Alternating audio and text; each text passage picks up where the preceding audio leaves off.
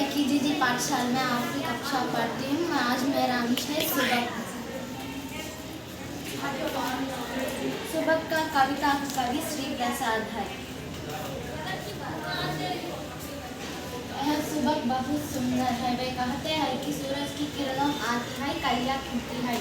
ఆయన అంటున్నారు సూర్యుని యొక్క వెలుగు రాగానే పూలు వికసిస్తాయి. अंधकार मिटने के बाद जग सुंदर दिखाता है. చీకటి అంతా వెళ్ళిపోయిన తర్వాత ప్రపంచం అంతా కూడా వెలుగులోకి వస్తుంది. चिड़ियों के मीठे स्वर सुहानी हवा मान को खुश कर देती है. పక్షుల యొక్క తీయటి స్వరం ఆహ్లాదకరంగా ఆనందంగా ఉంటుంది. मेहनत करने वालों को सुबह प्यारी लगती है. कष्टपड़े వాళ్ళకి ఉదయం చాలా ప్రేమగా ఉంటుంది. वे आलसी पन को छोड़कर अपने काम में लग जाते हैं. మనం ఆలస్యాన్ని వదిలేసి మన పనులు చేసుకోవాలి. अगर सुबह भी आलसी हो जाए तो हम इस जगह की सुंदरता को नहीं देख सकते. అలానే ఉదయాన్నే ఆలస్యం అయితే మనం ఆ ప్రపంచం యొక్క వెలుగుని చూడలేము.